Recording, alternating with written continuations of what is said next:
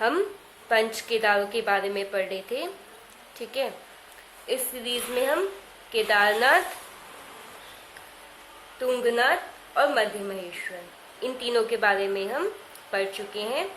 पंच केदारों में से ये जो 3 केदार हैं ये तीनों रुद्रप्रयाग में स्थित हैं। ठीक है, इसके अलावा बाकी जो 2 केदार हैं जिनमें से एक हम आज पढ़ेंगे ये रुद्रनाथ है जो कि चमोली में स्थित है, और जो 5वां केदार है कल्पेश्वर वो भी चमोली में स्थित है।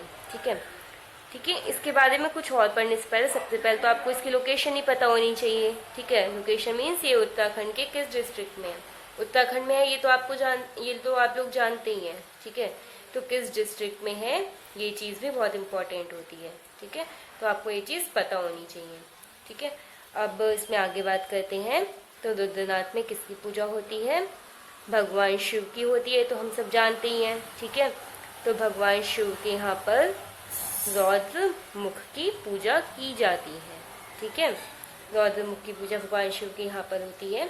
ठीक है, ये इसमें बहुत इंपॉर्टेंट चीज़ है। अब इसमें आगे क्या है, आगे मैं आपको इसमें बता दूँ इम्पॉर्टेंट चीज़। यहाँ के बारे में ना, रुद्रनाथ के बारे में बहुत वैसी मान्यता है, यहाँ के बारे में ऐसा कहा जाता है कि जब कोई इंसान की डेथ होती है, ठीक है, यानी कि जब कोई व्यक्ति मरता है, उसकी डेथ होती है, तो अपना शरीर त्यागता है। ठीक है, और शरीर त्यागने के पश्चात व्यक्ति की जो आत्मा होती है ना, वो यहाँ पर रुद्रनाथ में वैतरणी नदी है। ठीक है, वैतरणी नदी। ठीक है, तो शरीर त्यागने के पश्चात जब व्यक्ति की आत्मा यहाँ पर वैतरणी नदी को पार करके आगे बढ़ जाती है, यानी कि यहीं से होकर उसे जाना होता है। ठीक है, तो इसीलिए रुद्रनाथ को हम क्या कहते हैं?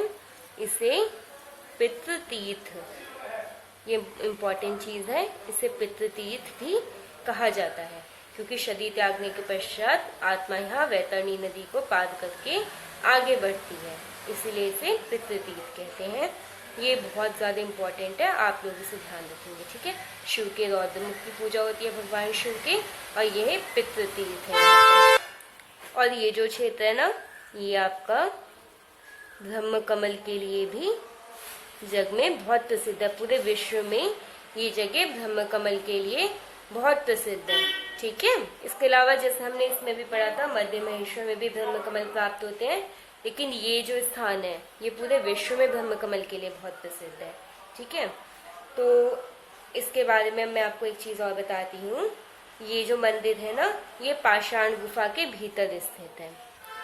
पाषाण गुफा के भीतर स्थित यहाँ पर मंदिर है। ठीक है, यानी कि आपको गुफा से होकर इस मंदिर के दर्शन के लिए जाना होता है। ठीक है, आप गुफा से गुजरेंगे तब आप मंदिर तक पहुँचेंगे। ठीक है, तो अब इसका थोड़ा सा बेसिक सा रूट डिस्कस कर लेते हैं। ठीक है, तो ये जो मंदिर है ना आपका, ये गोपेश्वर जो है वहाँ से ये 25 किलोमीटर की दूरी पर स्थित है। ठीक है, अब 25 किलोमीटर की दूरी पर है, तो गोपेश्वर से आप क्या करेंगे, यहाँ से 3 किलोमीटर की दूरी पर गंगोल एक गांव है, विलेज है।